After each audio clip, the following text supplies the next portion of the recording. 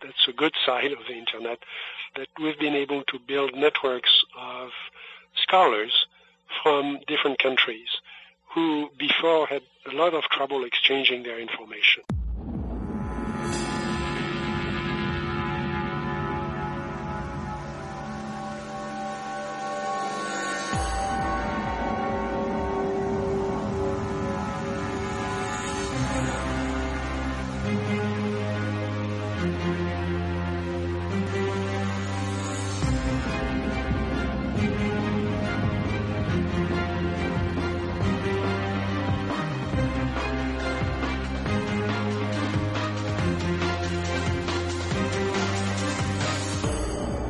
And now, ladies and gentlemen, Banal of America Audio, with your host, Tim Banal. Hello out there, my friends. This is Tim Banal of banalofamerica.com with the season finale of BOA Audio Season 3. It is July 20th, 2008, and our 9-month journey comes to an end with this week's episode featuring the iconic and legendary Jacques Vallée. Before we dive into the preview, I got a little business to take care of here at the beginning of the show.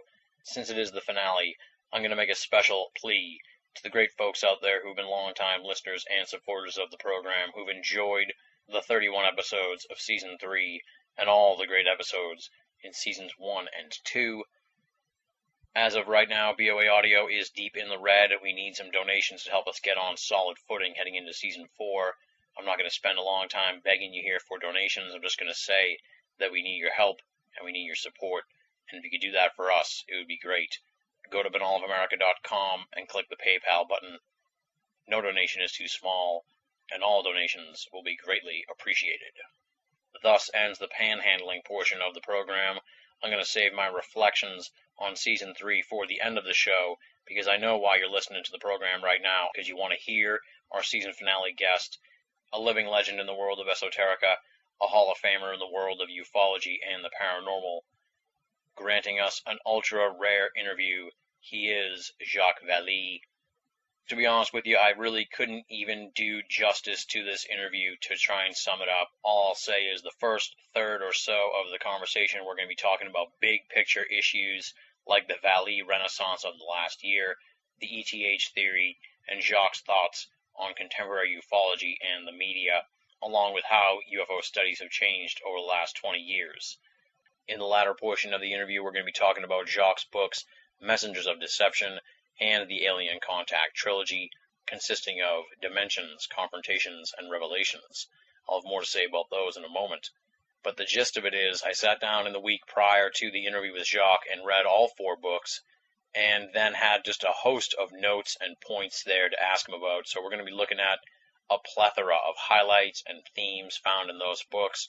We're going to be covering just a wealth of material, so sit down and relax and get ready for a mind-blowing conversation with the legendary Jacques Vallée. For those of you who are unfamiliar with Jacques Vallée, let me give you a little bit of background on him. Jacques Vallée was born in France, where he received a B.S. in mathematics at the Sorbonne and an M.S. in astrophysics at Lille University.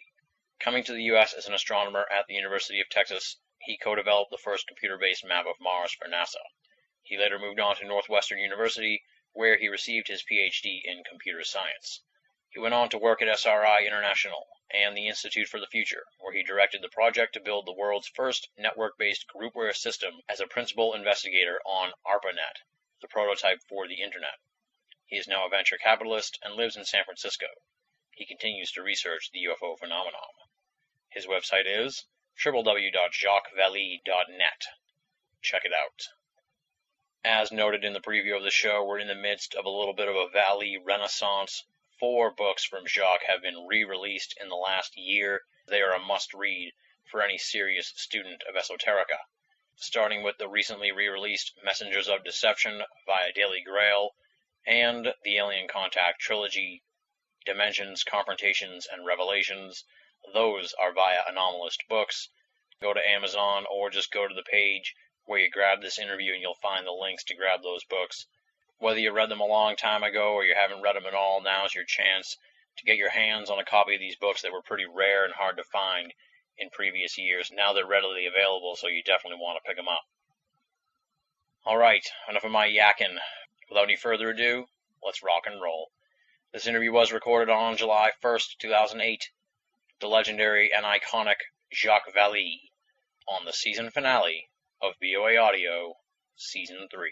Ladies and gentlemen, welcome to the season finale of Banal of America Audio Season 3. We have got just a true icon. He's held in tremendously high regard. He's practically godlike to many people in the UFO world.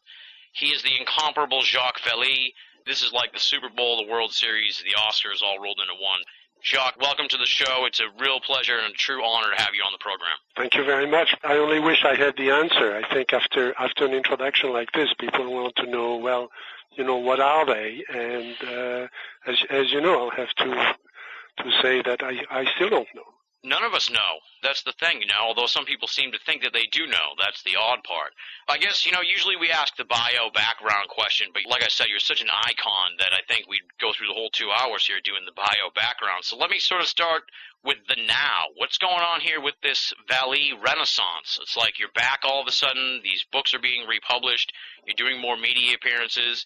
What's brought you back to the public eye of the paranormal? I'm not really doing media appearances because I don't think, that could really serve, the purpose of advancing the research. I think there has been, a demand for information that would link both the early years of the phenomenon, of the study of the phenomenon, and the current happenings. And really, somewhat to my surprise, these books are still in high demand. So when Anomalous Books and Daily Grail suggested to reprint some of them, I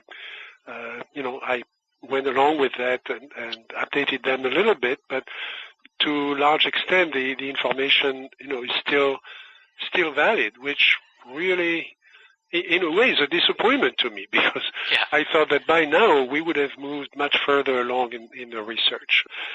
The trilogy itself, you mentioned Dimensions, Confrontations, and Revelations. Those 3 books I wrote, 20 years ago, as a summary of what we knew at the time, and they are still current. Again, to my dismay, Dimensions was more of a historical recapturing of the history of the field and putting it in the context of really of belief systems and of the early years of the phenomenon. And Confrontations was really the book that I spent the most time on. Confrontations is really the summary of 10 years of research in the field, and taking cases one after the other, most of them, practically all of them, first-hand cases with field investigation. In other words, not the kind of rumors that you see in most magazines or on the internet, but cases that had actually been researched. And some of them turned out to be explainable with natural causes, and some of them turned out to be real mysteries. And then Revelations was more of a study of the belief systems that arise and the exaggerations, the claims of contactees and abductees and other people, really cautioning the readers or the researchers about the exaggerations in the field. And again, these are people, most of whom I met personally and researched those claims. Well, it turned out that Confrontations, I think, all 3 books were well received. They've been translated in many languages, reprinted in 3 different types, both hardcover, softcover, and trade paperback in the U.S. and then in France and in Germany and so on. However, the one that seems to be most popular is Revelations, which is all about, claims of the aliens are here, the government is covering up, and that type of thing. Yeah. That seems to be what's titillating and interesting for the public. Confrontations, which is the actual investigations, the actual hard research data, has fared less well than the other 2. And again, that's somewhat disheartening to me. I put 10 years of work in confrontations. Revelations I wrote in 4 months. Yeah. So, go figure. Yeah, that is strange, but it sort of ties in with your big picture analysis, really, of what's going on here with the UFO phenomenon and the UFO phenomenon belief system that's sort of grown here. I got to say, the books are amazing, and like we were saying before we started the interview, I read all 4 of them, the re-releases here, in the past week, so you've completely blown my mind, pretty much, in the last week, asking a lot of questions that I had never even thought of before, and I've been looking at this thing for like 4 or 5 years now. And we kind of lucked out, as I said earlier, too, that your renaissance here has come about, and now I'm sort of discovering a lot of your work is coming back into fashion and into vogue again. Now, I know that when you released Messengers, there was a lot of backlash about that book and really created quite a firestorm with the UFO folks. But it seems now, in the last, 3 or 4 or 5 years or so, your ideas have kind of come back into fashion. Maybe since the answer that has remained so elusive, since that hasn't come, and it's 2008, it seems like maybe people are turning back towards your ideas and really giving them a second chance, or new people are coming along, and that's a more viable answer than the ETH. Well, when you do research, you can't worry about whether people are going to like you or not. Yeah. That's something that, unfortunately, you can't drive your research according to what's popular. I don't write books to make money. I have another job that I like, and the only thing, and I appreciate the fact that you're giving me this much credit, but really the only thing I'm trying to do is to document the cases that I've been in a position to know about, because I think I certainly don't have the answer, and in science you can never expect that you will have the answer to what you're looking for. That somebody else, may come along in 2 years, or or in 20 years, or in 200 years, yeah. And we'll have what I'm trying to do is to pave the way for whoever it is that'll come along to be able to sort out the data that we've been exposed to, because it's so fragile. It disappears so quickly. Think of the people who were pioneers of the field and have died in the last 10 or 15 years, and where their files have gone. Think of cases of people like Jim and Carl Lorenzen, for example, who were among the longest standing researchers of the field. Many of their cases have been lost or dispersed. Of course, Dr. Hynek has died, and his cases fortunately have been preserved, but there is, it's very difficult to find really organized data for a young researcher coming into the field now. So what I'm trying to do is to at least put some order into the cases that I've been exposed to and give some perspective on all that. There you go, yeah. Since I've only been in this for a short time, to offer that kind of perspective, it's hard to just sort through. There's so much out there, do you know what I mean? And it goes on for so long, the history of the UFO studies. It's an ongoing process just to study what other people have put together, it seems. You're obviously most well-known, I suppose, or one of your big claims to fame is your argument against the extraterrestrial hypothesis. So, a lot of the questions that'll come up later on down the interview are going to hinge on that sort of stuff. So I guess why don't you lay out your argument against the ETH, because that's, the big tenet of your research, seems. Yes, and here, I need to clarify something. It's not, the ETH, it's a big universe out there, and the ETH may turn out to be part of the answer, or may even be the answer. I never said otherwise. What I said is that any theory that claims to explain all this, explain UFOs, has to account for a number of things that the current theory about the current way of presenting the ETH doesn't account for. And that includes a number of things. For example, the typical, when you talk about UFOs, people immediately think extraterrestrial. And that's a natural reaction, and that's certainly the way I started out. I thought, I got into this, and by the way, I wasn't the first scientist to come into this. Other people like Jessup and others, and of course the group around NICAP, around Major Kehoe had already done a lot of research when I got into the field. So I had the benefit of reading those books and going on from there. And at the time, I thought, like many people, gee, if a group of scientists really got into this and really looked at the data, it's probably an extraterrestrial phenomenon. That's very exciting, of course, to a young astronomer as like I was. And we'll probably solve this thing, in a few years. I mean, we've got computers, we've got, talented people we can call, to help us and so on. Well, that didn't happen. And it didn't happen because the data is a lot more complicated than that. And that makes it, both very exciting and also, very difficult.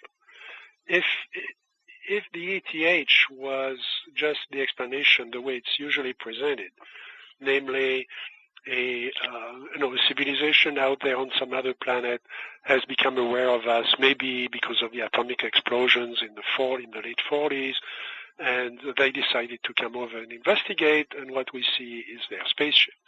Well, that's the way, the mainstream UFO idea is based on this. Mm-hmm.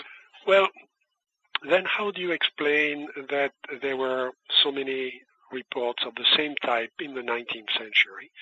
And by the way, in the 18th and 17th century, and by the way, in medieval records, and by the way, as far back as we can go without losing the cultural context of what we're reading. So that's only one puzzle, because this thing seems to have always been with us, and by the way, it may have given us some of our religious ideas about gods from the sky and all of that. So that's only one thing that any theory, including the ETH, the extraterrestrial theory, would have to explain, and it doesn't explain right now. Yeah. Certainly, if they've been coming here for 10,000 years, how come their technology doesn't change? I don't drive the same kind of car I was driving 20 years ago. Okay? Yeah. And I drive a Toyota hybrid, and there was nothing like it 20 years ago. Okay. Yeah. So if our technology changes that quickly, how come their flying saucers are, the same old model that they had in 1700? Another thing that needs to be explained is the appearance of the beings that people describe with them. They are humanoid. In other words, they look pretty much like us. Some of them look exactly like us, are indistinguishable, according to the claims of the witnesses, from humans. And, of course, we've all become familiar with the so-called short grays, who are also humanoid, and they have 2 eyes and 1 mouth and 2 arms and 2 legs, and they walk upright and so on. Well, if you talk to a biologist, he or she would tell you that it's very unlikely that life, number one, it's very likely that there is life throughout the universe, and we keep discovering new planets that look like the Earth, with chemistry that's close to the chemistry of our planet, and it's very likely that given the billions of opportunities out there, that life has evolved, including intelligent life that's more intelligent than we are. We certainly have to hope so. But the likelihood that they would evolve into the same, something very, very similar to our humanoid form, that is very remote. So it's possible, but again, the current mainstream ETH doesn't account for that. So you need a more sophisticated extraterrestrial theory if you're going to explain that. Yeah. By the way, the same biologist or zoologist would, if you, after a couple of beers, will admit to you that the humanoid form is an accident on our planet, that intelligent life could have evolved out of birds or out of the octopus, that really has a potential in terms of skills, ability to use tools, ability to manipulate the environment was equally prepared as the primates were. Yeah. And it turned out that, Homo erectus was the one that evolved into Homo sapiens. But a lot of other things could have happened with a very, very slight change in the environment. And could still happen if we continue to screw up the environment. 1 million years from now, we might have intelligent octopuses ruling the earth, not humans. Okay, so that needs to be explained. Another thing that needs to be explained is why there are so many cases of close encounters. Because if the ETH goes, well, they want to study our planet, so they come here. And they land and they pick up plants and, animals and so on. Well, listen, if there was intelligent life on Mars, for example, and we wanted to study it, we would not need, with our technology today, which is admittedly very primitive. I mean, we still use chemical rockets and, things like that. Mm-hmm. But as primitive as we are, we really wouldn't need to land on Mars, 100,000 times to figure out what's going on. For one thing, the Earth has been beaming out television and radio signals for over 50 years, and those can be picked up easily. They can be retrieved and analyzed, and you'd know a great deal about us just from watching those programs. Yeah. The other thing we could do, of course, is we could land, but we could land a small device that if we wanted to make it stealthy, we could make it stealthy. I mean, look at, the amazing things that we can do on Mars with little robots that are essentially prototypes. I mean, the JPL guys, developed these amazing machines that have been working for months or years, and they had no need to make them stealthy, but if we wanted to, we could. So the Martians, if any, would never know that we were there. So why is it that we have these thousands and thousands of close encounter cases in our catalogs? And we know that only 1 person in 10 will report something like this. So it's an amazing, amount of data. Why? Again, the ETH doesn't explain that. And yeah. So I'm all for, a new ETH, but I haven't seen it yet. The other thing that needs to be explained is if you believe in the abduction scenario, that actually these beings are here to take control of some humans and do experiments on them, then that behavior is really not explained by the need to understand the human race. If you had a technology as claimed, in other words, essentially a stealthy flying device that's silent and evades radar, you could land on the roof of Stanford Hospital out here in California, or the Mayo Clinic, or any number of big medical institutions, and you'd have access to blood banks, you'd have access to banks of fetuses, to tissue banks, to banks of eggs that could be fertilized, and all that would give you access to biological information from which you could essentially study the entire human race from those banks. And you would not need to abduct, people on lonely roads at night and put them through such ordeals. That really doesn't make any sense.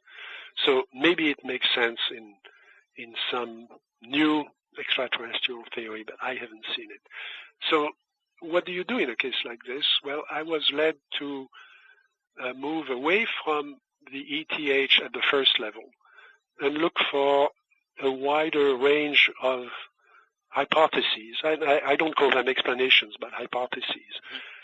For example, the close encounter witnesses have clearly been involved or immersed in a field of some sort that changes their perceptions. I have a case that I've related, for example, in Confrontations, of a family, and I've met with them, and I've gone over where they were on the road, and I've seen their car and so on, and I've met with them several times. Well, they were driving south, and the object was following them close, above the car, and the object was going north. Well, okay, that's what they told me. And I pointed out that there was a little contradiction here. They were going south and the object was going north. It couldn't follow them. Well, they were completely disoriented. And this happens fairly consistently. People see different things. Different people at the site will describe different objects or sometimes no object, and one person will describe an object. And of course, you have to take into account human perception and human errors, but there is more than that. These people their perceptions have been tampered with by the object, whatever that object was. And I don't imply that it's necessarily controlled by an intelligence, but it certainly looks like it. Yeah. So when you start from that, you have to look at, what it's a very, very complex perception phenomenon that we're dealing with, and we cannot take the testimony of close encounter witnesses at face value. We have to check it against something, and nobody has done that. And so those are the limitations, some of the limitations of the idea that UFOs must be extraterrestrial. They could be, and I spend a lot of time listening to the witnesses. I don't interfere with what they tell me. What these people are telling me is that they've seen objects that seem to come out of nowhere and disappear into nowhere. It's not something that comes from the sky, in most cases. Yeah. Certainly in the close encounter cases, boom, suddenly it's there. Or maybe there is a light over the backyard, and out of that light, something precipitates. That's a material object. Well, I don't know how to do that. This is not a spacecraft. This is much more than a spacecraft, okay? This is not NASA 50 years from now, okay? It's much, much more complex than that. Yeah. And we haven't really dealt with that complexity intellectually. In the literature, we just haven't done it. You kind of said earlier here that your books, the ones that have been released, they're published 20 years ago, some of them published 30 years ago, I think Messengers was, and nothing's really changed, and you're kind of disappointed by that. What do you make of the UFO field nowadays? It seems like the ETH is pretty entrenched. There are people who are kind of looking at other avenues on the fringes, I guess you could say, of the UFO world. Well, I'm not discouraged because there are quite a few good researchers out there. There is certainly a lot of sophistication in part. The internet has cut both ways. It has created a kind of a circus atmosphere. If you get on Google and you say UFO, you'll get hundreds of thousands of sites and references and so on. Mm-hmm. And that's, a lot of it is just the noise level has gone up so much that if you try to put information out there, it's just ignored. Yeah. It's just swamped. And the media, of course, there is a tyranny of polarization, you could say. The media needs to polarize things. So for the media, television and so on, there are only two possible positions. Either you believe in, aliens from outer space, or you believe that it's all garbage. And I don't believe either one of those. I try not to believe anything. I'm just doing research. Yeah. And the facts don't fall neatly into those two categories. Again, there are other hypotheses. For example, when I wrote Dimensions, of course, the title of the book was about the fact that there could be parallel universes. There could be, as Dr. Hynek used to say, there could be another universe 5 minutes ahead of us. And they could be coming from that universe. There could be another Earth, 5 minutes ahead of us. Yeah.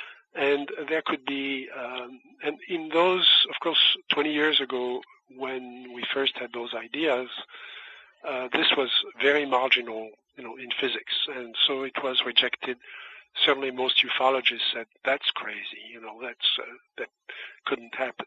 Well, today it's not marginal in physics. It's mainstream physics. We know there has to be the potential for multiple universes, and people are building models of those. I've been on panels with Dr. Kaku, Dr. Michio Kaku, whom I really admire, his work and his efforts to popularize this kind of theory. And many people are exploring that, and right now it's still at the theoretical stage. We don't know how to make a parallel universe, but it's clearly the kind of speculation that is part of mainstream physics today. And it's not because of UFOs, it's because of elementary particle physics and because of cosmology that those ideas are coming into fashion, so to speak, in universities, in the academic circles. But when the witnesses describe something that comes out of nowhere, you have to ask, what about our ideas of time and space? And we know those ideas are very limited. And in fact, we know they're wrong. We know the universe couldn't possibly be a neat little universe with just 3 dimensions of space and 1 dimension of time, which isn't even a dimension because it only goes one way, and and all of that. That really physically doesn't make sense anymore. So there has to be something more. We just don't know what it is. The multiple dimension theories and stuff are becoming more in vogue. Do you think that that'll eventually spill over into the general population's concepts and interpretations of the UFO phenomenon? Yes, and that's why I think studying UFOs is an opportunity to do some good science. It's if we could document some of these cases better, that might give an idea for a physicist on testing some of these models. And that's why I'm not discouraged. A lot of good researchers are looking at things like that. And to some extent, the Internet, the good side of the Internet is that it's made possible for these people to stay in touch with each other. Most of them are underground right now. They don't want anything to do with the UFO crowd, because the UFO crowd is yelling insults at each other all the time, and it's made up of all these little chapels. And who wants to be mixed up with that? So most of the old UFO groups are dead or dying. Most of the UFO magazines, including some of the really good ones, have disappeared or are disappearing because everybody is on the Internet yelling at each other. And people ask me, well, are you investigating the recent cases like Stephenville, Texas, or cases like that? I don't go out and chase those cases.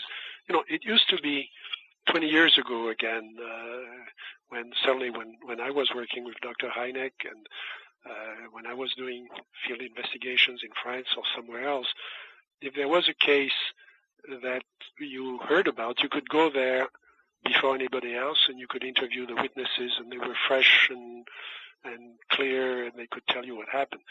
That's not the case today. 20 years ago, the witnesses would call maybe the gendarmes or the Air Force, and they would make a report, and you could follow up. Now the witnesses know what to do. They call CNN, okay? They put something on the Internet, and they start printing T-shirts.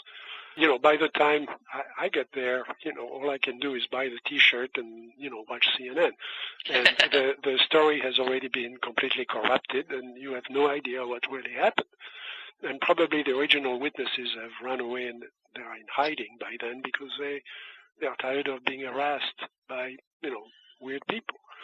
So what I do is I try to go back to, I have the luxury of having cases available to me that have not been reported to anybody else, because people do read my books and they contact me about things they've seen that in most cases have not been reported or have been forgotten. So I can follow up quietly on those cases, and I do go out and meet these witnesses. I want to go to the field with them, reconstruct what happened as best as I can, and see again and again, hear those stories, try to find additional witnesses and try to correlate all this. Yeah. In Messengers and in Revelations, you're really concerned about the cultish activity that sort of has a UFO bent to it. Well, you mentioned that when that book came out, it was rejected by most of my friends, former friends in UFO research, and in part because they really didn't want to think about that aspect of it. The cults that were growing, they thought that's peripheral. And remember that it all started with George Adamski, who was, this sort of early New Age guru who had a little telescope and a coffee shop on the side of Mount Palomar, and he became known as Professor George Adamski of Mount Palomar.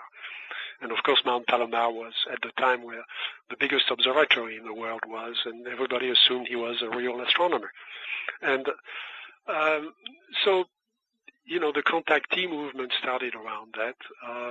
You mentioned Scientology. Well, Scientology is, the roots of Scientology were in Los Angeles in the 40s, and already at that point around Los Angeles and around the desert, east of Los Angeles, there were stories of people going out in the desert and meeting space entities. And so it grew out of, at the same time, as Scientology was growing around Ron Hubbard and around people from JPL, like Jack Parsons, who was a real scientist, a real inventor, and a pioneer of jet propulsion. Around all these people at the same time, science fiction, started growing in the same arena, so to speak. So it was a very interesting time, and there were a lot of very bright, very interesting ideas that grew out of that. And then what I was talking about in Messengers of Deception was the following wave of contact stories and cults, and they came in all kinds of different guises and varieties. Some of them tried to grow into real religions, like Raël, the Raëlians around Vorillon, which is still going and still has the attention of the media whenever they make a claim like they've cloned a human being or something like that. And others were very dark and sinister. I've never really thought of Vorillon as being very sinister. I think he started out having fun, and his believers really, were believed in building a new world, so to speak, and they still do. The two was a much more sinister group, and I tried to call attention to what they were doing. Applewhite and Barney were going around saying that if you join them and you give away all your possessions and you just join them and start wandering through the American landscape and you follow their teachings, eventually you will reach the higher level. And I was at a meeting that they organized at Stanford, on the campus of Stanford University, where some of the students very earnestly asked them, well, what's involved in what's the risk in joining you? And the answer was, you only risk your life. And I thought that was ominous, and I wrote about that in Messengers. I tried to analyze their message and call attention to the danger in joining these people. And of course, a few years later, there was they became Heaven's Gate, and a number of them committed suicide in San Diego in the hope of going to the higher level. So nobody's laughing anymore. People thought when I wrote that book, well, Jacques has been spending too much time in California. This is crazy, this is California craziness and so on. And of course, it couldn't happen in France, or it couldn't happen in Chicago. Well, it did happen in Chicago, and it did happen in France, and it continues to happen. And it's a very, very powerful temptation to give up on the rational world and jump on the space platform, so to speak, and join a guru like that. And it's still going on, and those cults are still growing, and they're dangerous. And that's why I agreed to reprint Messengers of Deception, because I think it can still serve a purpose in calling attention to the danger of that kind of belief system. I was really blown away by how sociologically oriented a lot of your books are, especially Messengers and Revelations. Well, I'm going to sort of start diving into some of these notes here on the books, if you don't mind. I hope that's okay. Go ahead. I'll go chronologically, so we'll start with messengers. I believe you're like going out to the desert to check some stuff out, or you're talking about some people that were, and they were bringing a bunch of scientific equipment. You said bringing scientific equipment only creates opportunity for peculiar effects. Oh, yes. I would still do that today. I would still say that today. The context was that there were a number of claims that people had taken pictures with infrared film, of course, of UFOs that you couldn't see visually.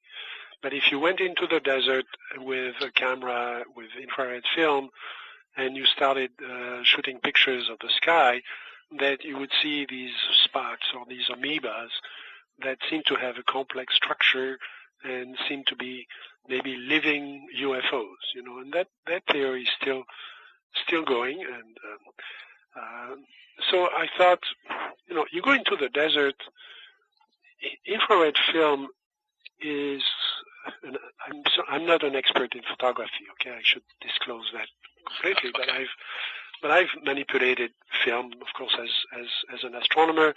I've taken galactic spectra on top of mountains with big telescopes, and I know what's involved in developing your own pictures and preserving the film and the things that can happen if you don't preserve the film carefully. And, any good amateur astronomer knows that. Of course, infrared film is sensitive to heat. So if you go into the desert with a hot camera, the film is going to be exposed to heat and in various ways. And if you're not careful, of course, you'll have lots of spots, and those spots will look very pretty. And that doesn't mean that there is a UFO out there. It means that you've exposed your film carelessly to some hot spots. And so I wanted to see what would happen if I took an ordinary camera with infrared film and I went into the desert and I shot some pictures. Also, the claim was made by the people who wanted to go into the desert and invited me to come along, that if you took crystals with you, and you looked through the crystal, you would see through portals into maybe another universe or another space, and you could communicate with space entities. At least that's what they had received some messages somehow that this was the case. So we did that. So we took a lot of equipment, and there is a lot of equipment that works well in the laboratory when you control temperature and you control vibration and you control your own motion and your own movements. And if you take that same equipment in a Jeep and you go halfway into the Mojave Desert and it's 115 degrees, and you start deploying that equipment and you expect it to work the same way it worked in your basement, it's not going to happen, okay? Yeah. You'll see a lot of other things, and there will be a lot of interference. And if you're not used to working in the field, there are laboratory scientists and then there are field scientists. And I've been in the company of both, and they don't work the same way. The field scientist surrounds himself with a lot more calibration, because he knows that his equipment could malfunction and his equipment is going to be subjected to a lot of other things. And I shudder to see, people taking very, very insensitive equipment, magnetometers and infrared film and ultraviolet equipment, and sometimes radar, and sometimes, high velocity cameras and so on, into the field and expect it to work the same way it works in the lab. And then they come back with a lot of little lights that go on, have zigzag motions and all kinds of things, and they think that they filmed UFOs, and, good luck. So what do you suggest as an antithesis, I guess you could say, to that, to the bringing the scientific, more just talking to the witnesses? No, it's quite valid. I've been associated for a number of years with the NIDS in Las Vegas, okay. The National Investigation Discovery Science, National Institute for Discovery Science, and we've done field work, and we've instrumented places where there was a high likelihood of phenomena happening, but we had people, with vast experience in field research with us, and the equipment that we selected and we calibrated was very, very carefully chosen. Yeah. So yes, that kind of study is valid. It's certainly very valuable as long as you have experienced people with you. That you can't take, your ordinary equipment and take it into the desert and expect it to work the same way. Now that actually brings up an interesting point, because I was going to ask you about the Skinwalker Ranch. Were you involved with that whole thing at all? Yes. Talk a little bit about that. What were you doing there? I would refer you to, Colm Keller's book on the Skinwalker Ranch, and also George Knapp has done quite a bit of documentation about it. I was a member of the science board, of NIDS for many years, and of course the NIDS is in a quiet period now, and the science board is now associated with Bigelow Aerospace, and continue to be associated with Mr. Bigelow and his endeavors, which I greatly admire. So we signed a non-disclosure agreement when we joined that board. But I think most of the information that would be of interest to UFO researchers, is now out there through Colm's book, which is excellent, and through George Knapp. So, and those have been released, of course, with permission and everything else. So there is nothing, sinister or hidden about what went on there. I think it was a fascinating experiment to take something I had wanted to do for a long time, except I didn't have the money to do it, to actually buy, a place, a ranch, several hundred acres, where things historically have been reported to happen, and instrument everything about the place with cameras and detectors, and have the staff there able to watch for unusual phenomena and to keep a record of it, to build a database of everything that happened, and then look at what was be able to distinguish between natural phenomena, some of which were unusual but still natural, and things that were outside the realm of natural phenomena. So we did that, and some of the results are still very, very puzzling. Yeah, and have not been explained. You make a pretty emphatic point, I guess, in Messengers, that it doesn't matter anymore if UFOs are real or not, because the public's pretty much accepted that they are. Well, I learned that from working with sociologists. In my work with computers, some of the research we did was in part sociological research on how people communicate through computers. Mm-hmm. My team did that work for the National Science Foundation and for ARPA, or DARPA, in the early days of the Internet. And one thing I've learned from my sociology associates is that, in a belief system, when it becomes wide enough, it really doesn't matter if the facts are true or not. For example, if you could prove through your research that Jesus Christ never actually walked on water, that would have absolutely no impact on Christianity. I mean, people would go on believing in Jesus Christ and believing that he did walk on water. If what you can prove physically really has no relevance whatsoever when the belief system gets to that extent. Okay. Yeah. And people believe in a lot of things that have been proven not to be true, and that really doesn't matter. And I think ufology has gotten to that level, that people now expect extraterrestrials, and they may be right. And the fact that the theory does not explain the cases that we have in our files is largely irrelevant. Yeah. And that's a sobering assessment, but it's borne out, I think, by reality. Yeah, it's a strange turn of events. It's really interesting to see how that belief has just taken hold. Yes, and the media, again, needs it that way. It needs to be polarized, and on almost any subject. I mean, you have, a Democrat against a Republican, and you have a psychic against, against a magician, and you have a UFO believer against, a scientist who is a debunker. Yeah. And nothing in between. And if there was somebody in between, you would quickly, change the channel because it gets very boring at that point. You want to see people arguing and fighting, And that's what television is all about.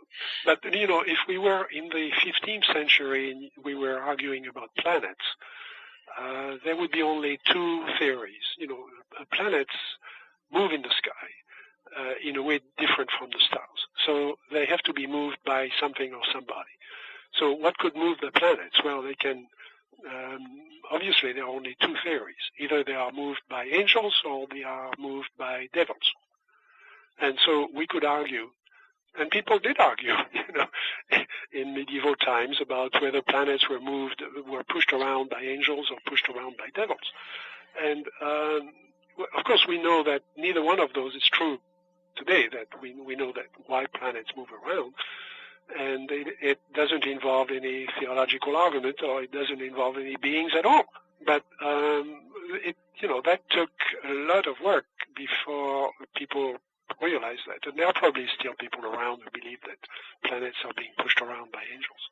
Another point here in the book is you sort of say that the UFO phenomenon may be absurd on purpose to push scientists away so that scientists don't investigate UFOs. Flesh out that idea a little bit. Well, that certainly seems to be the case, isn't it? That the phenomenon seems to... I'm not saying that the phenomenon is intelligently necessarily, that there is an intelligence that tries to be stealthy and tries to evade the attention of society. But the phenomenon has some characteristics, or the topology of the phenomenon is such that it hides itself. And a lot of its power comes from that the fact is that even now, 25 years after, or 30 years after Messages of Deception was published, you still don't have any courses in any university about ufology. Yeah. And, and you could teach ufology. You don't have to teach a particular belief in UFOs, but you could certainly teach it as an example of a phenomenon that has puzzled a lot of people and discuss what it means for the scientific method. People like Michael Swords have suggested that it would be great to have a course like that, a course in scientific logic and scientific background. Nobody's doing it, even though, what's the risk? You're not putting your career at risk if you're a scientist by looking into a few cases like that, but nobody does it. And in my work now, I work with scientists. I work with people who are members of the Academy of Science or the Academy of Engineering, and I mention cases to them. They've never heard of them, and the best cases don't come to the attention of witnesses, of scientists, because the witnesses are not, in the best cases, are not coming forward. I know of those cases because the witnesses have written to me or have wanted to meet me to discuss what they had seen, but they are not going to report it to an observatory or to a science center. One of the great parts about the book that I really enjoyed and found tremendously fascinating was the 6 social effects caused by belief in UFOs.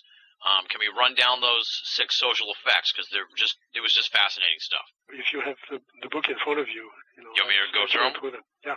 Well, certainly one of the effects is to, and Margaret Mead made that point to me, the sociologist, that one of the effects is to make people believe that a lot of the great inventions of mankind, like the pyramids and things like that, could not have been built by human beings, that they had to be gotten from some space beings, taught us, how to build all that. Mm-hmm. And that's demeaning. It's really, underestimating what we're capable of as a species, because I really think that the pyramids were built by engineers, human engineers. some sort of fancy musical instrument or something. Yeah, I got it open here, so I'll just read the first one and then I'll respond to it. How's that sound? Okay. All right. The belief in UFOs widens the gap between the public and scientific institutions. We kind of touched on that a little bit already. That certainly has been proven in the last 30 years since the book was written, that in fact the gap is even wider now. That since science has refused to look at this or dismisses the cases that the public is reporting, the public, I mean, I remember one time I was in the middle of nowhere somewhere in the Midwest, talking to a farmer who had seen something. And he said, you're a scientist. What's wrong with you guys? Why don't scientists look at this? I mean, do they think we're crazy out here? Do they think that we spend our lives, looking at nature and working with nature?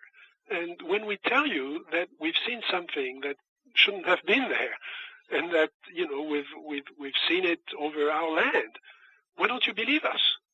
Why doesn't science? Why are scientists always dismissing this kind of thing? Do they think we're crazy? And the public is right in assuming that if science doesn't want to look at this, it means science is impotent, that science is incapable of studying the phenomenon. And then people, of course, will go on believing whatever they want to believe, because at that point there is no rational process that they can get hold of. Yeah, creates a vacuum, if you will. It creates a vacuum, and then people will join, whatever cult comes along that claims to explain those things, and it's very dangerous.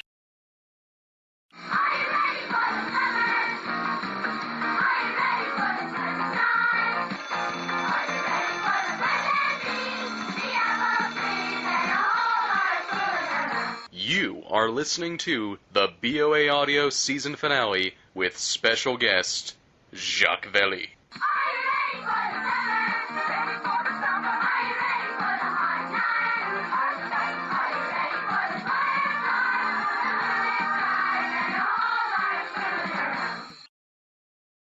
Okay, we did number 2 here. Contactee propaganda undermines the image of human beings as masters of their own destiny. Yes, well, that was a point of Dr. Mead, of Margaret Mead, that the pyramids were not built by God from the sky; they were built by humans. Increased attention to UFO activity promotes the concept of political unification of this planet. Very interesting one there. Yes, and that's not necessarily bad. I'm not saying it's bad. It would be lovely if we could approach the problems of the planet, including environment, global warming, and so on, as a unified human race. So it's not negative. It has some sinister political, overtones. The belief, that we're going to have a world where, one world government and that kind of thing. But it would be lovely if the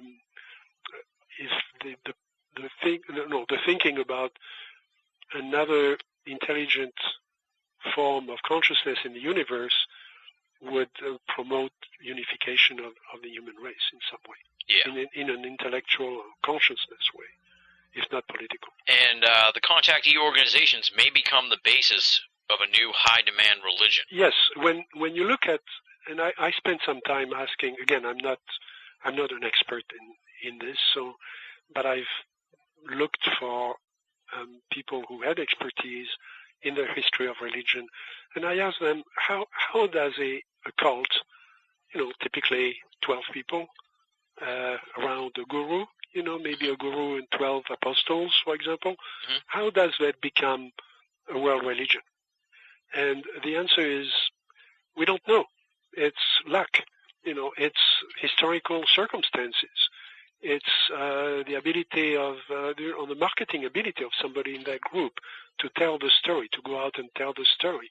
It's, if they become martyrs, if they, in most cases, when you have a cult, the rest of society sort of laughs at them.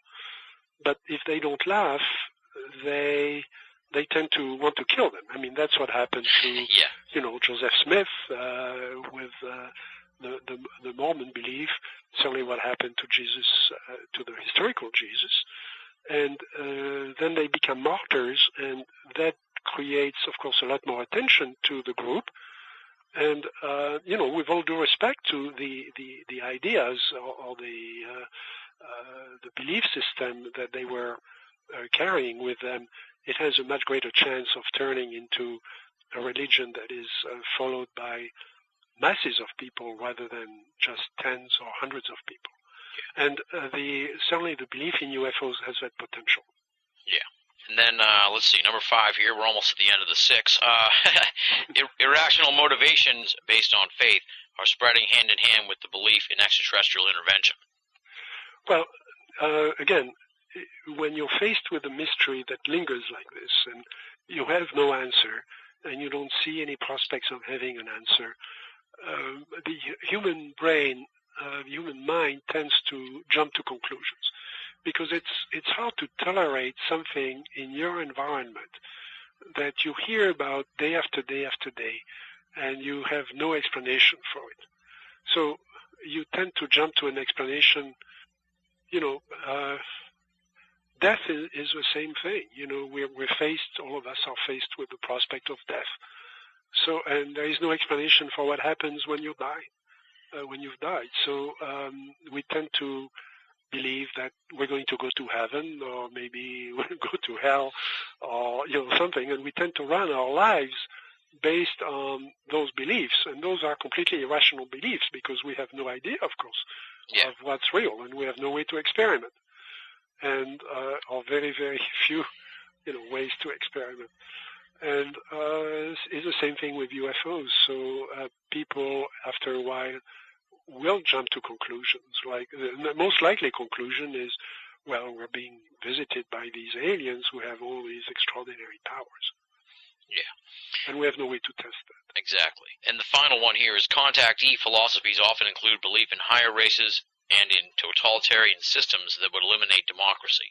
Yes. And we see that again now, which is one of the reasons why I wanted to reprint Messengers. Very sinister parallels, and again, those were brushed aside when Messengers was first published, between some of the contactee groups, and I don't want to generalize here, I mean, not all of them, but there are links between the contactee groups, including the early groups from the 30s and 40s, and Nazi or neo-Nazi organizations. And the idea of a higher race, that there are superior, that some of us are more developed and are a superior race versus the rest of humanity. That's an idea that has been popular for a long time. Yeah. And of course it gave rise to totalitarian regimes. If you remember, not only the Nazi, the Nazi of course believed that the Aryan race, whatever it is, was a higher race and was destined to dominate the world. The communists, of course, there was the Homo communistus, or the communist man, who was going to be a superior type of man, if not a superior race. And those sort of racist ideas or superior race ideas were very current in the 30s. They led to the idea of selecting, of course, selective reproduction, and they led to a lot of very, very ugly things in the 20th century. I don't think we should do it again in the 21st century. I certainly hope not. But the danger is there. There are people talking again about the real movement, VRIL, and some of the recent stories about Area 51 have included stories about the superior Aryan race and racist ideas, racist overtones. I think it's important to call attention to that. And again, these are only early signs of something that could be very sinister, and I think we should pay attention to it. Absolutely, definitely. Just to throw back to what we were already talking about, these social effects take hold whether the UFOs are real or not. You know Absolutely. what I mean? They are completely independent of any fact of any actual UFO sighting. It's entirely based on rumors. Yeah, it's bizarre, and you really shine a light on stuff, like I said, that I had never really even thought about. You ask a lot of questions that I had never even considered. And you do sort of introduce the idea that UFOs might be used as a stratagem brought about by humans to use UFOs to guide the population into something. Well, I think since then it has been demonstrated. Let's start with the United States. Both the CIA in the 50s and the Air Force realized very early on that, I think in 1952, and of course around the time of the Robertson panel in 1953, realized that the belief in UFOs could be used to hide other things. That number one, it should be manipulated, and it should be debunked, because it had the potential of being used by a clever enemy. And in those days, of course, by communist agents could infiltrate the UFO groups, and therefore the UFO belief should be debunked, so that the danger was eliminated, and that the UFO groups should be infiltrated and spied on by our own U.S. agency, which was done. And we certainly have a lot of published data now showing how that was done. But more widely, people realize the potential of the UFO belief in psychological warfare.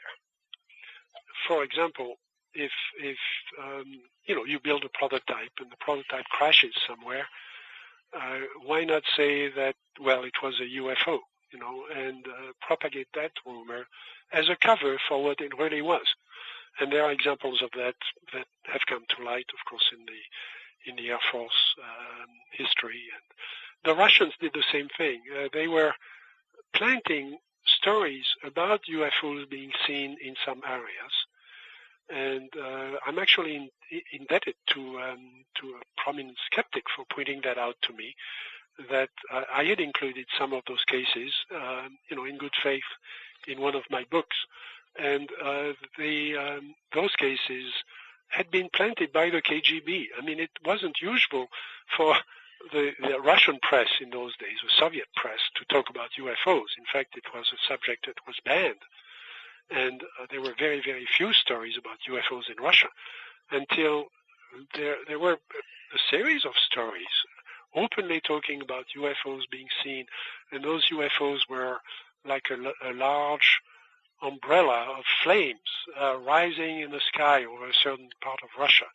And that those were actually predicted to happen, and people would go out and see them, and they would admire the UFOs. Well, those UFOs were rockets. Those large Russian rockets were the first stage, created essentially a sea of flames, and as they were rising in the sky. And of course, those rockets were launching illegal satellites that the Russians had agreed not to launch in violation of the SALT treaties.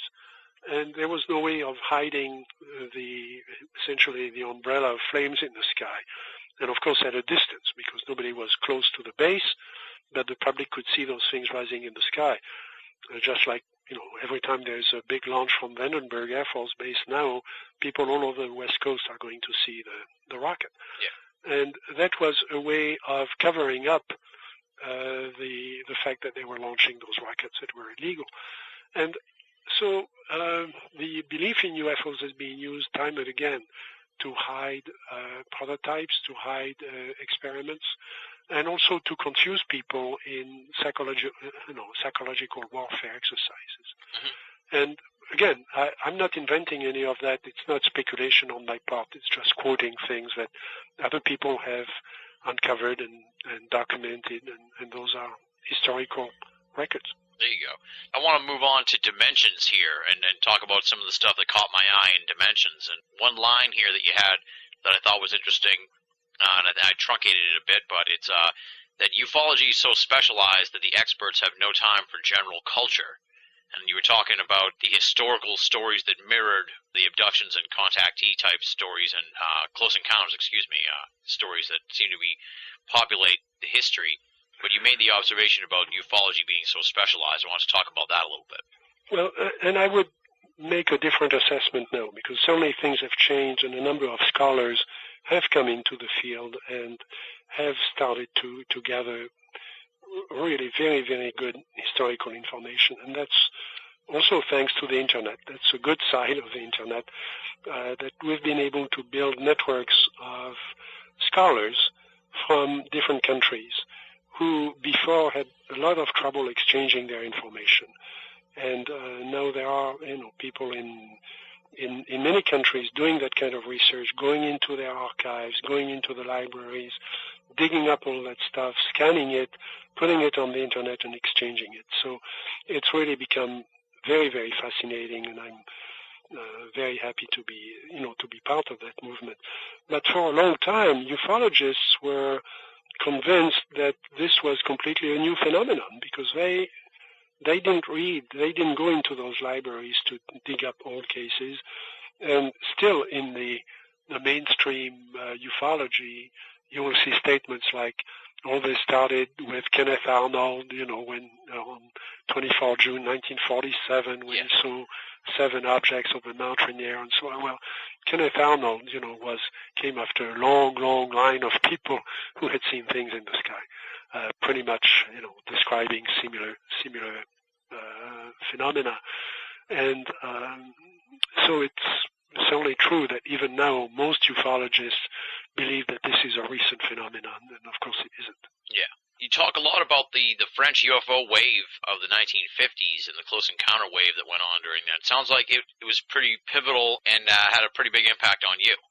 Well, it was, because, of course, everybody was caught. I was a teenager in those years. I was 15 in 1954, and you just couldn't miss it. I mean, it was front page news in the papers for 3 months. Wow. And one case after the other.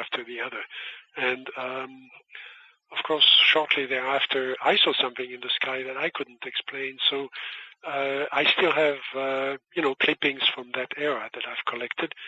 And, of course, there were enough cases in a short time over a single country that you could begin to do some real looking for pattern, some real scientific stuff, that you could look for time of day distributions, you could look for patterns on the ground, you could look for differences in perceptions of witnesses and so on. And of course that was very exciting. What I really found interesting and striking in Dimensions was how intensely and thoroughly the scholars and intellectuals in the past speculated on the nature of these beings, and they had various names at various times and stuff. And I'm thinking, along the lines of people like Reverend Kirk and that sort of thing.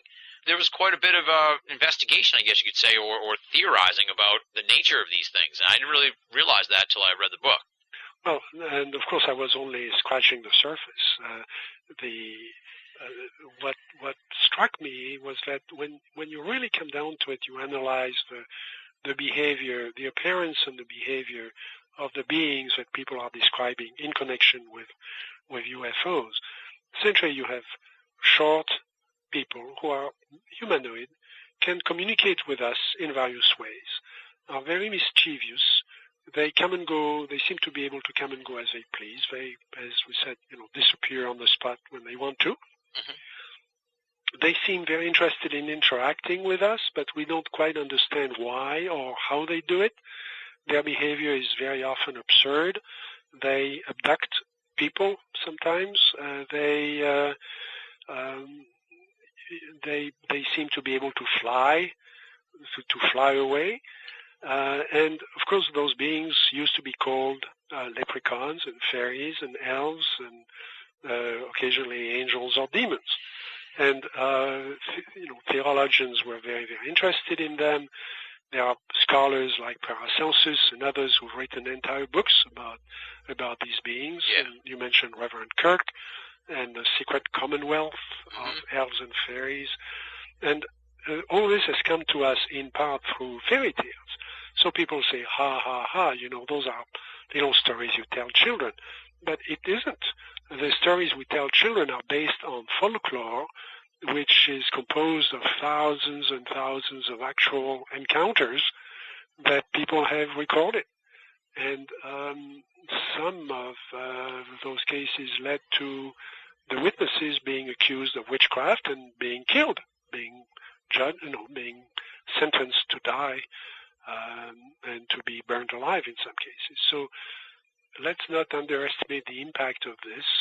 After all, think of Joan of Arc and the voices and the beings that appeared to her, allegedly, and told her to go see the king and raise an army to throw the English out of France, And she did exactly that.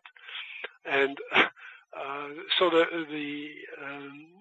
these messages or these beliefs can be extremely powerful and can have historical consequences. It's not just little kids seeing or thinking they've seen, a nice little elf in the garden. Yeah. And you also make the observation here that people want disclosure so bad that they don't question the validity of it or the validity of the information that will be disclosed and or the political motivations behind this disclosure. I think that's kind of a prescient observation, especially with the way the UFO world has kind of gone in the last decade or so, which is a little bit more politicized in the exopolitics and disclosure type movement. And so I kind of want to talk to you a little bit about that. Well, one thing that really has amazed me and that I wish sociologists would research is the sort of conversion that has taken place. You were mentioning that people certainly in your generation grow up assuming that, the aliens are here, and or certainly the UFOs are extraterrestrial, and they take it for granted. And there is now a feeling that, certainly when I look at the internet and the discussions around blogs and so on, that people are ready to believe almost anything. There is such a vacuum created by the fact that scientists have not looked at this phenomenon at all. It's created such a vacuum that people will jump to almost any belief. You see these, obvious fakes on the internet, movies and photographs that are shown that are, fairly obvious fakes. That immediately people jump to the conclusion that these are real, and people start believing it. And with absolutely no attempt at study or research or explanation, and you could make people believe almost anything now, and that's very scary. Yeah. Especially since I think some of that belief is based on real observations, but people mix the real with the false. And they believe they take all of it for granted. And if you do that, you can lead people to some pretty extreme behavior. Exactly, yeah. All right, that kind of wraps up the dimensions discussion. I've trimmed down some of the questions here as we've gone along, so I can make sure I cover as much as possible. And I wanted to ask you about confrontations now. Okay. First, I wanted to ask you about your point here. You say you're certain that UFOs are reality, but you'll be disappointed if they turn out to be spacecraft, which may end up becoming one of the most famous lines. I think I've heard it quite a few times. Well, I obviously wanted to be provocative and get people off the idea that these are just spacecraft. Yeah. The exact thing I've said is that I'm going to be disappointed if they are only spacecraft from outer space, because what the witnesses are describing to me doesn't behave like a spacecraft from outer space. It behaves like something that has the ability to manipulate time and space. And that's much more interesting, because it brings us to the frontiers of physics. And it still may be a spacecraft, but it's not your usual kind of spacecraft. I'm reminded of there was a famous article in Science magazine, I think in the mid-60s, by a great physicist who said, geez, these things could not be from outer space because they don't leave any chemical traces behind. As if, you could only make rockets, and that was the only way to go into space. Yeah. Well, what kind of physics is that? How provincial can you get? And again, this was a member of the Academy of Sciences. I mean, this wasn't just, some physicist who, some young physicist who was talking at random, commenting on something. This was somebody who had really thought about it and was writing it for Science magazine, which is the reference in scientific thinking. And that is still what people think of when they think of UFOs. It's got to be some advanced spacecraft. But then I have witnesses telling me that they've seen when the thing took off, it took off through the trees. Well, how do you go through the trees with a spacecraft? Our rockets don't do that. Yeah. The space shuttle doesn't go through trees. What kind of object would do that? There are cases where somebody fired 3 times at a landed UFO, and the first time you heard the sound of a bullet hitting metal. The second time you heard the sound of a bullet going through a telephone book, and the third time the bullet went through thin air. The object hadn't moved. It just wasn't there anymore. And so people say, well, people hearing that quote said, well, Vallée thinks that UFOs don't exist, that they are just hallucinations. I never said that. I simply said that from the witnesses and their testimony, we're dealing with an object that manipulates time and space and can disappear on the spot. And I don't know how to make an object like that unless we relax what we know about space-time and what we know about the universe. And I find that very, very exciting. Yeah. I mean, you make a great point here that in studying the UFO phenomenon, you really have to set Occam's razor aside because it's just too bizarre and absurd, and kind of like you said, it violates so many laws and stuff, physics and things, that using Occam's razor in the instance of UFOs, which a lot of people seem to do, isn't a right way to go about looking at the subject. Well, I believe in Occam's razor in most cases, but the simplest explanation, if you want to look for the simplest explanation, is that all the witnesses are in a big conspiracy to lie to scientists. Okay, and that of course explains everything. And everything is a hoax or everything is an hallucination, and then you can go on with your life and never worry about UFOs again. The problem is that it does not work. It does not explain the cases. Yeah, and you mentioned in confrontations that you were struck by the sincerity of the foreign witnesses. Talk a little bit about that, because you kind of did say earlier how, here in America, quickly, it seems nowadays, the UFO witnesses get corrupted by all the forces that sort of converge on them.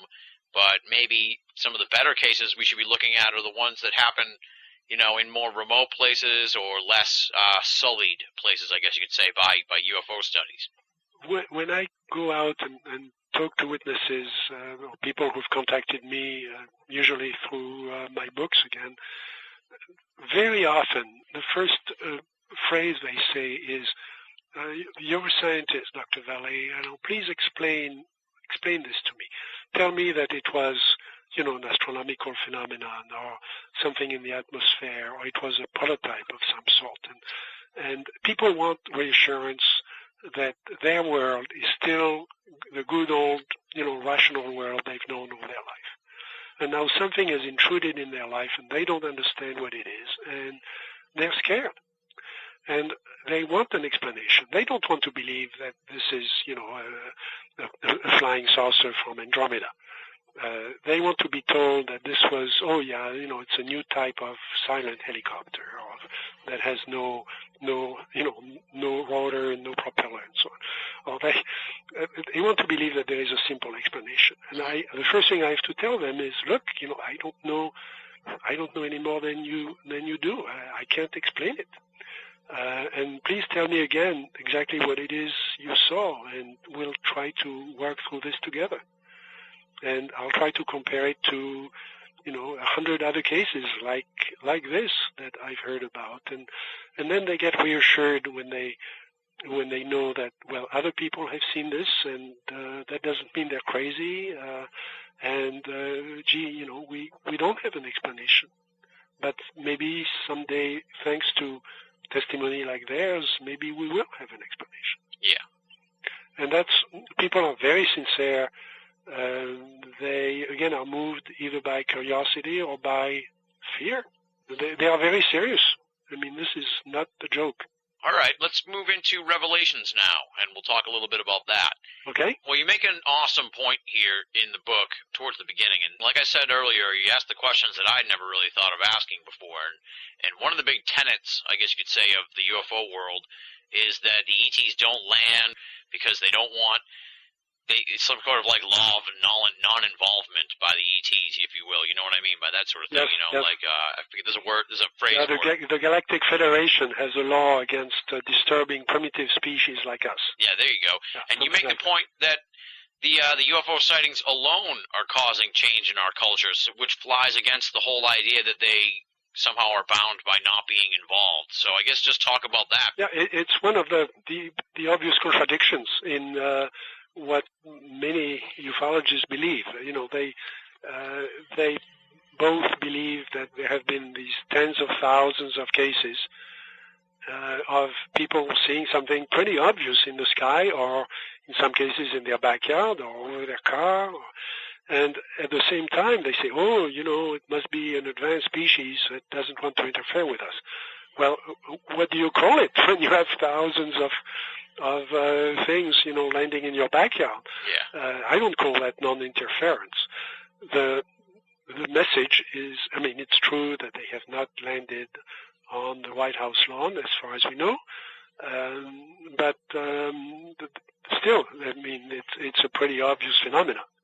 It's not something that's very discreet. That's not hiding at all. Yeah. And then I wanted to ask you about here, you say cattle mutilations. When you talk about that in Revelations, you sort of put forth the idea that maybe they're being done as a message of sorts because they're so obviously done, and it could be easily done, in a more discreet way, almost kind of along the same lines of what we were just talking about. What do you think is what's the motivation, I guess, behind that message?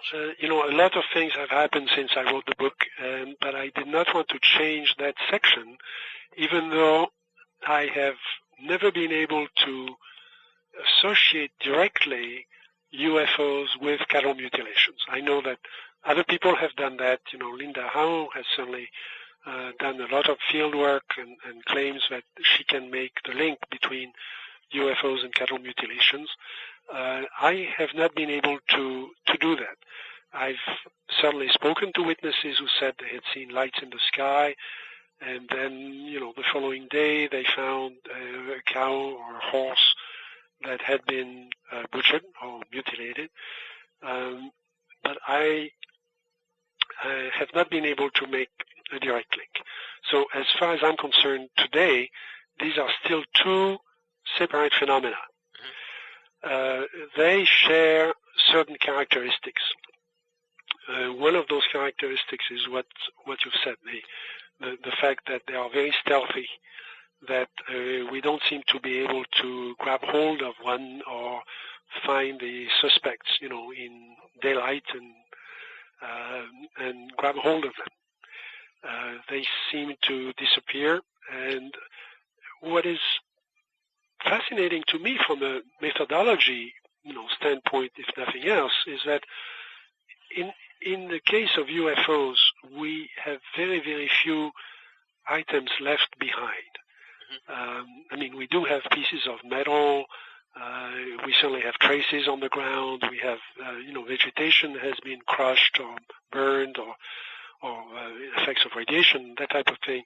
But it's hard to document. In cattle mutilations, we have a lot of stuff left behind. We have carcasses, with evidence of, in some cases, what has to be called sophisticated surgical procedures. And we get to the same point. We still don't have any explanation for either one of those. And that, to me, is fascinating.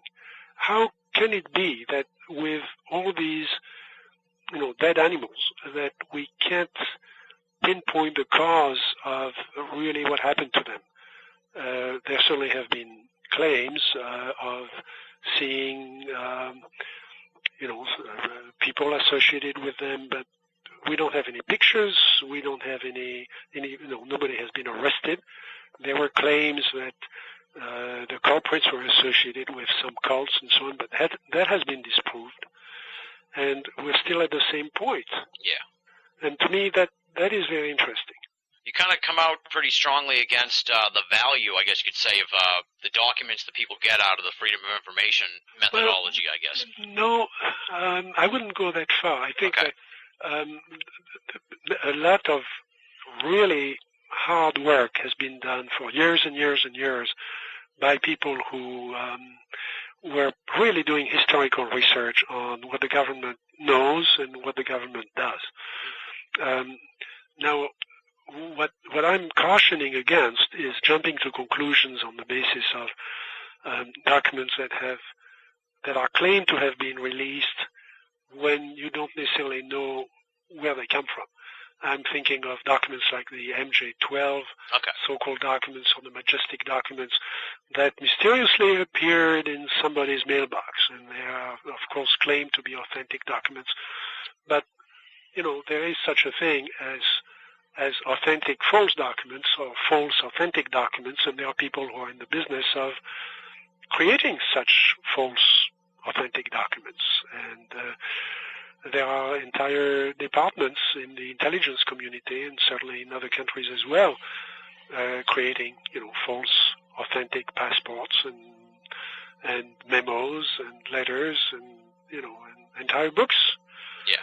And so it's very easy to be fooled by that. So that's different from material that has been released under the Freedom of Information Act. There is some naivete about the interpretation.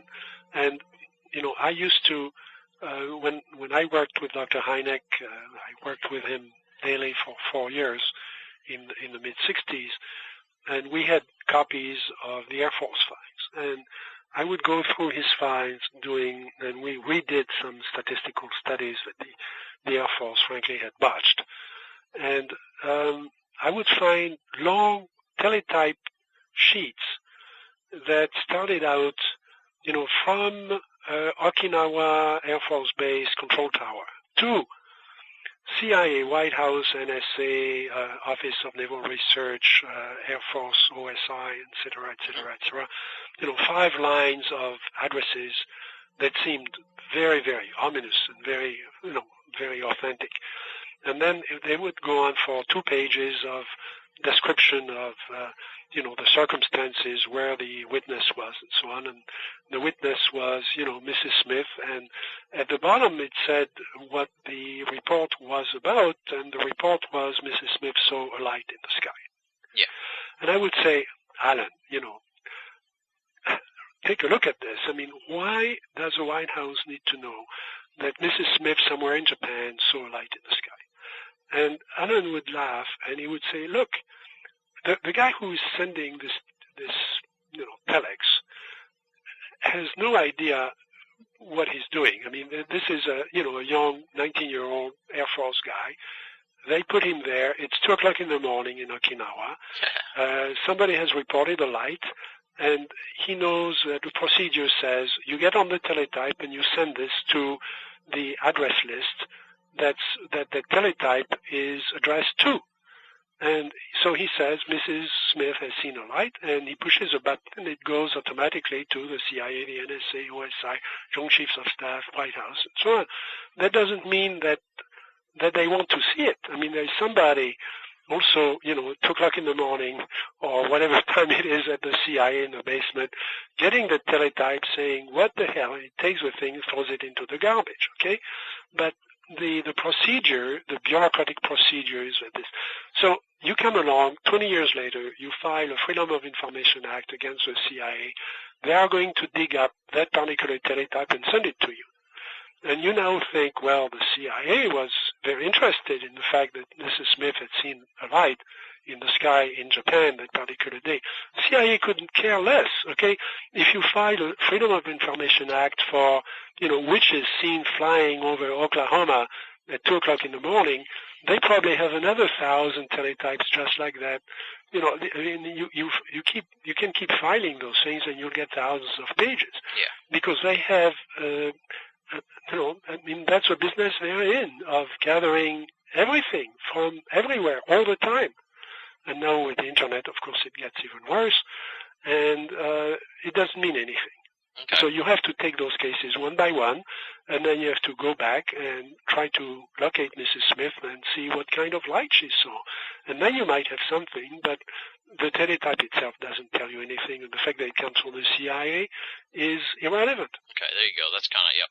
So I think somebody needs to do a little bit of understanding of how that community works and why those messages were being sent. Now, there are mixed in, there are some very, very interesting historical things that people have dug up that, that are very important to know. Now, I got 2 points left. Sure. Okay. Keep going. All right. One of them is really specific, and you don't have to go through the whole case, and we'll kind of make this one a little gem for the folks who have read Revelations. It's the Purple Justice case. Yes. The Provost one. I just wanted to know why he confessed to the hoax so suddenly after the publication of your book. I never really kind of understood why all of a sudden that changed his mindset to confess that the whole thing was a hoax. This is a case where 3 friends were, in the suburb of Paris, near Pontoise, and they were getting ready to take their car and drive to a market somewhere, and one of them disappeared under strange circumstances. There was some fog all of a sudden, and the guy disappeared.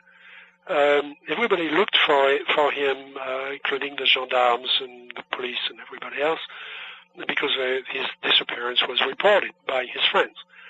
And he wasn't found anywhere. The people went to his mother, they went to his family, they went around the neighborhood. I mean, he just wasn't anywhere. And he showed up exactly 1 week later, thinking that it was the same day. And so he had lost, apparently, the claim goes that he had lost a whole week, and he vaguely remembered being abducted by these lights, and of course he was, there were claims that he had been abducted and so on. There was an investigation by French scientists who concluded that the thing was a hoax. The guy was arrested by the gendarmes. I mean, they took him fairly rudely into custody and tried to get him to confess that it was a hoax. And the poor guy was very confused. And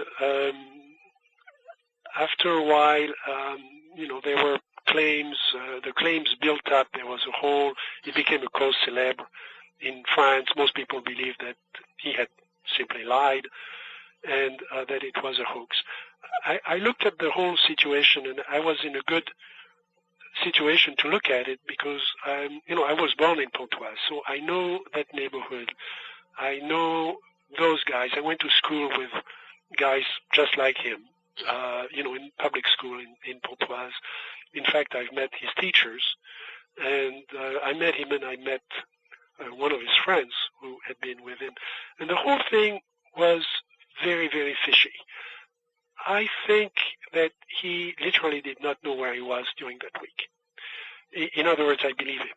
Those guys were, small-time crooks, you could say. I mean, they were not bad guys, but they were doing some things that were borderly illegal.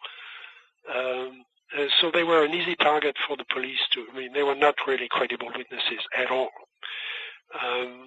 But there are circumstances that I go into in the book that lead me to believe and lead other investigators to believe that this was a setup, that they were targeted for essentially a psychological experiment by some pretty sophisticated folks. And, of course, we know those experiments do go on from time to time. Yeah. And there are other examples in the UFO literature. And it would have been very easy to create artificial fog and take this guy out and retrieve him and liberate him after a week and see what happened. And there could be good reasons for a psychological experiment like that. And so I put forth that hypothesis in the book, and then immediately he was under pressure to confess that it was a hoax and put the whole thing to rest. And that's what he did. I met with him afterward. He still wasn't clear as to what had happened to him, and there is none of the explanations for where he was really work. Yeah. So the case is still open as far as I'm concerned, and I still think the best explanation is that it was a psychological experiment. Yeah. Psychological warfare experiment. Okay. There wasn't anything like in the book that lit a light bulb over Provost's head to confess to anything like that. Okay. No, but I think they were under pressure at that point to put the whole thing to rest. Nobody wanted a real investigation. And my final question here, coming out of Revelations, and the final real question here for the interview, an observation you made that I found really, really prescient, one that always sort of kind of had been lurking in my subconscious but never really emerged until I read it in the book. And that's that a lot of people in the UFO field, they're kind of fueled by this need for vindication. And it's kind of a dangerous mindset, but it seems to have really taken hold, in a lot of people in the UFO world, like that they need this thing to be proven real so that they can be proven right or something. Well, and that's, I'll confess, I'd love it for,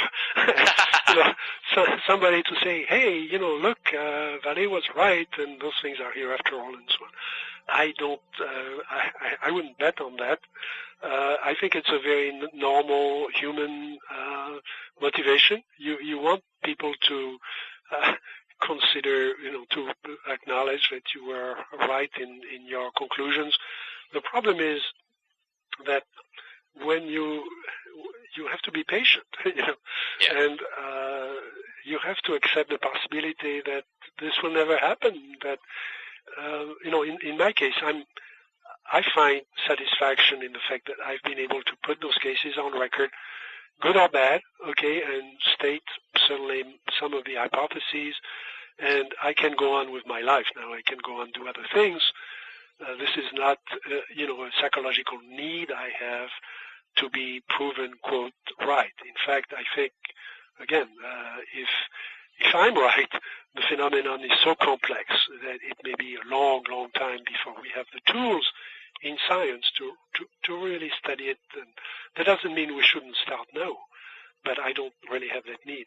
The danger comes when people start saying things like, oh, not only am I right, but in 2012 there will be a mass landing, or we're going to know next year the government is going to release all this information that I know they have, proving that, we're being visited and all that. And that's almost driven out of out of passion or out of despair, that kind of prediction or that kind of statement. And I think it's very dangerous to get people involved in that, because if you believe that, then you don't have to do any research. You can just sit. If I believe that the government had the answer, I certainly would not be doing this research, because there would be people who would be much better in science than I am, with much better tools and money, doing this research, and I could just relax and go on with something else. Or if I believe that the government is going to release all this information in 2012, I could just sit in my chair until 2012 and watch TV or play games with my kids, and just wait until 2012. I wouldn't have to do all the hard work that I'm doing. So let's be real, guys, and let's do the research. There you go. That's the perfect endpoint, I guess you could say. What's next for you? Obviously, these books have been reissued. Are you thinking about maybe doing another book? I know you've been interested in remote viewing. No, there are some good books about remote viewing. Certainly the book by Paul Smith is excellent. I don't need to add to that literature. I don't consider myself an expert in remote viewing. I've been associated with the early stages of the research with Ingo Swann and with Hal Puthoff. But other people have written those books. I'm very interested in the history of, the early history of UFOs, and I may write something on that with other people. Other than that, I'm going on with my life. Sounds good. Jacques, I can't thank you enough for coming on the show and giving me so much time here. I really appreciate it. Congratulations for your questions. They range over quite a wide spectrum, so I've really enjoyed it. Well, I appreciate that. That means a lot to me to hear that. I was worrying quite a bit in the last week that I'd be able to do you justice and do this interview justice, but I think we really covered a lot of stuff here. And truth be told, I'd like to have you back on the show again sometime just to talk about the whole historical nature of UFO studies. I mean, you were okay. on the ground, during so much of the history of ufology that we didn't even talk about that, and I know, and that's one of the big things I love, and hopefully we can have you back on the show in the future and talk about that sort of stuff. But I really first wanted to get you on here and talk about your research. Let me plug the books again here so people can pick them up. Folks, these have been out of print for quite a while, and now they're back in circulation, so people like me who have just gotten into the field don't have to go to UFO conferences and buy them in the secondhand vendor tables. You can finally pick them up through Amazon, through Barnes & Noble, your bookstores and stuff like that.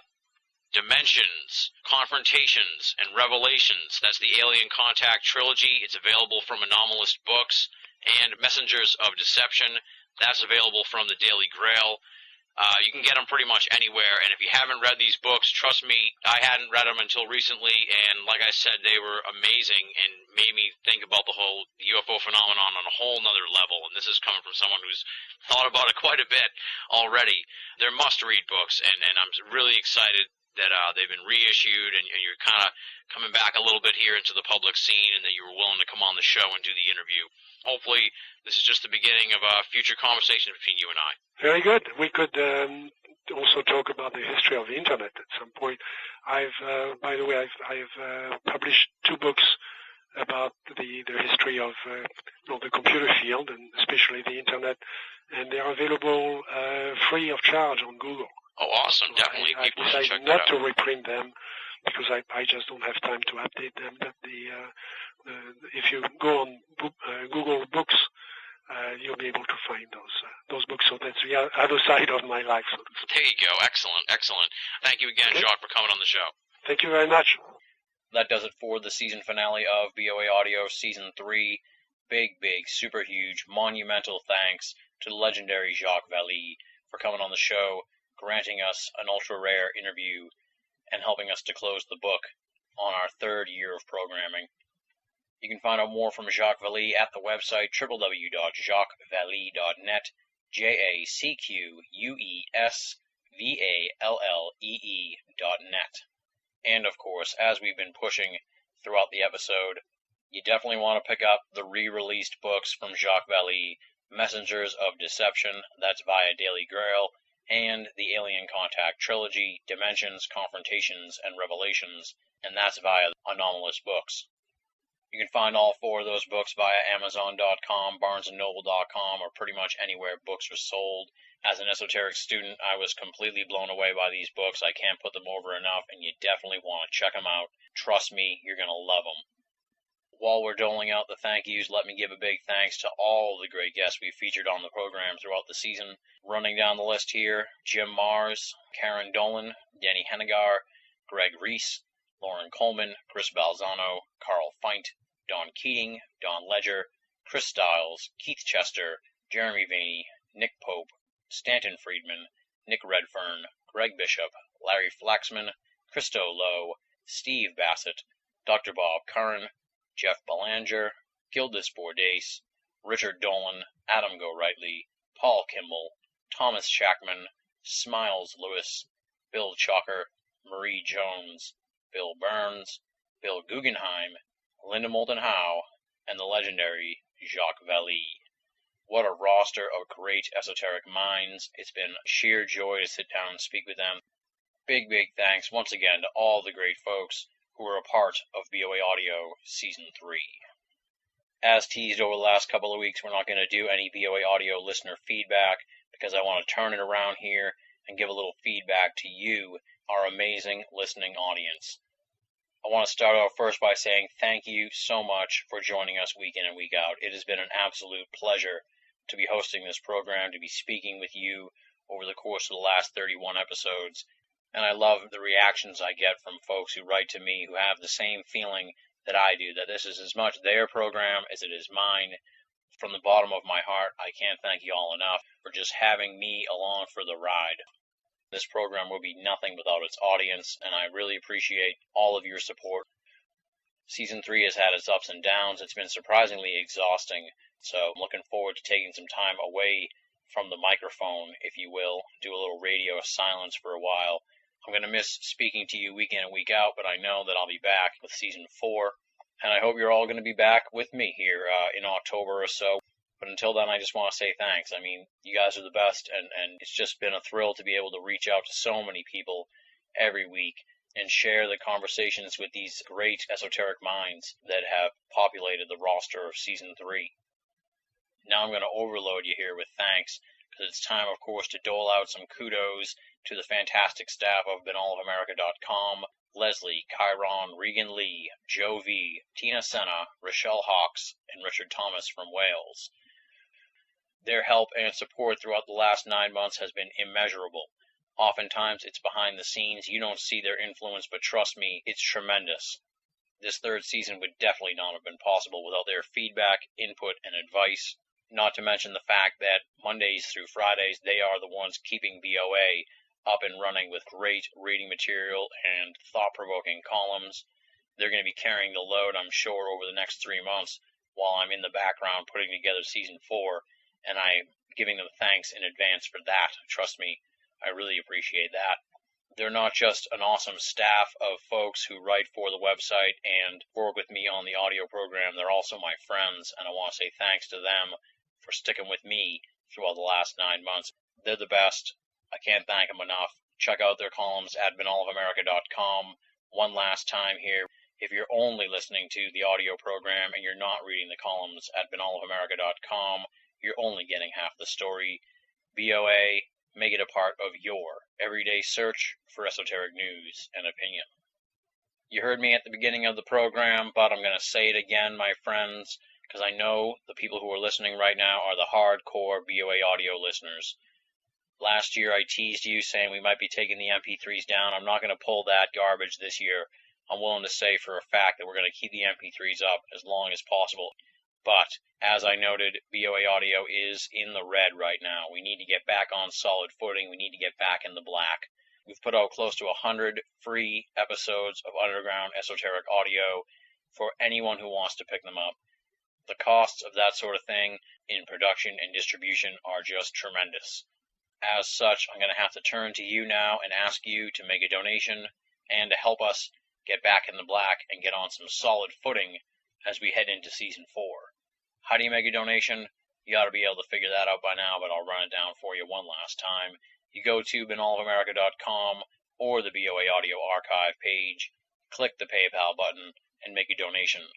No donation is too small, and all donations go towards keeping BOA Audio and BeenAllOfAmerica.com up and running and freely available for all of our great listeners and readers the world over.